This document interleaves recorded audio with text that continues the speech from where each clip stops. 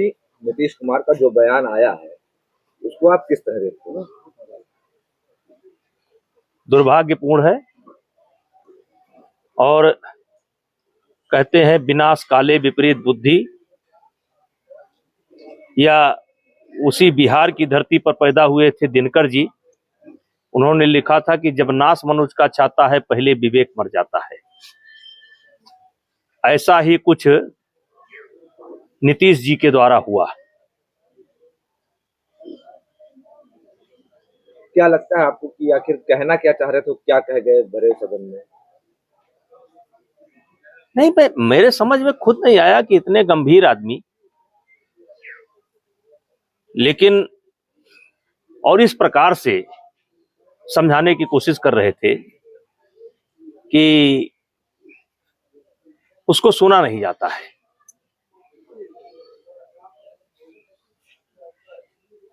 राजस्थान पर लेकर आपने कोई नहीं, नीतीश जी पर जैसे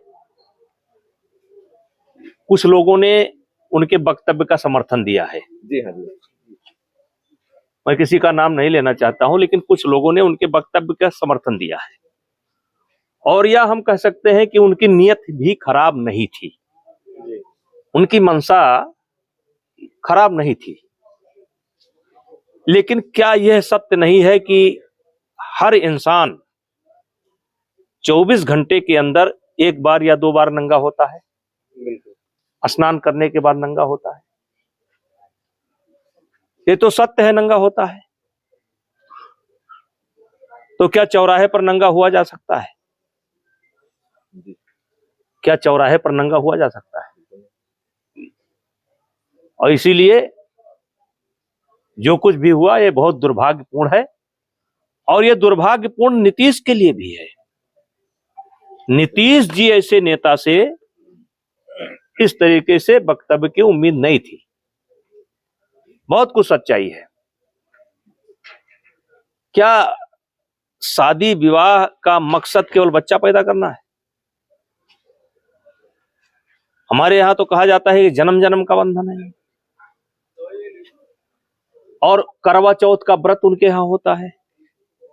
वो किस भावना के साथ होता है? करवा चौथ का व्रत की शुरुआत ही बिहार से हुई है। आज यूपी में पहुंच गया, लंदन तक में पहुंच गया, अमेरिका में पहुंच गया, महाराष्ट्र में पहुंच गया। तो नीतीश जैसे बुद्धिमान आदमी से ये उम्मीद नहीं थी। और कहीं ना कहीं भगवान ने उनको ये दंड दिया है। एक तरफ नीतीश का महिलाओं को लेकर ऐसा बयान सदन में, दूसरी तरफ एक पूर्व मुख्यमंत्री की पत्नी जो कि खुद सांसद हैं समर्थन कर देना। क्या लगता है कि ये राजनीति कहाँ जा रही है? ये गठबंधन कहाँ जा रहा है? देखिए, मैंने पहले ही कहा था ये गठबंधन कम से कम मुझे बनता हुआ नहीं दिखाई पड़ रहा है। आज भी मैं अपने बात पर कायम हूं और विघ्न बाधाएं आनी शुरू हो गई हैं। यहां तक कि अभी तक लग रहा था कि नीतीश कुमार ही लीड करेंगे। और अब इसी छोटी सी घटना ने हो सकता है कि नीतीश कुमार से लोग कट जाएं। लीडरशिप चली गई। जो लोग समर्थन कर रहे हैं, करें, समर्थन करना चाहिए। मैंने कहा कि बाथरूम में हर आदमी एक बार नंगा होता है, तो क्या चौराहे पर नंगा होंगे? हम नंगा होकर चलेंगे? एक मर्यादा है बात रखने का। नीतीश जी भी इसी बात को बहुत अच्छे ढंग से रख सकते थे, लेकिन दुर्भाग्य है ये। हम तो समझते हैं कि ये विधाता का कोई चक्कर चल गया है जी। हाँ, खत्म। सांसद जी, जिस तरीके से कांग्रेस नेता है आचार्य प्रफुल्ल, उन्होंने कहा है कांग्रेस के कुछ नेता हैं जो भगवान राम से नफरत करते हैं। अपनी अपनी भावना है। इसी उत्तर प्रदेश में अंदर कुछ लोग राम के अस्तित्व पर सवाल उठाते हैं। राम सेतु पर पहले सवाल उठ चुके हैं। देवी देवताओं पर सवाल उठाते हैं। तो अपनी अपनी भावना है। जाकी रही भावना जैसी, हर मूरत दिखी तिन तैसी। राम को कुछ लोगों के राम न मानने से राम का प्रभाव थोड़े समाप्त हो जाएगा। सांसद जी, इस तरीके से राजस्थान में लगातार बलात्कारी घटनाएं बढ़ रही है, वही कांग्रेस से जो पहलवानों के साथ खड़ी थी, आज वहाँ घटनाएं हो रही है, वहाँ कोई कांग्रेस का नेता नहीं जा रहा है। आपने कोई ट्वीट भी किया था। देखिए, मैंने पहले कहा था कि जब पहलवानों का धरना चल रहा था तो प्रियंका गांधी जी आई थी, और प्रियंका गांधी जी स्वयं नहीं आए थे, उनको दीपेंद्र हुड्डा लेकर के आए थे।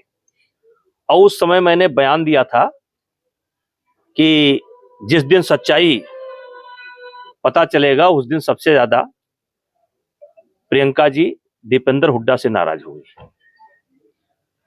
और गहलोत जी भी आए थे और एक होड़ मच गई थी, सचिन पायलट भी आए थे, एक होड़ मच गई थी, न्याय दिला रहे थे। तो आज राजस्थान के अंदर जिस तरीके से घटनाएं हो रही हैं, एक के बाद एक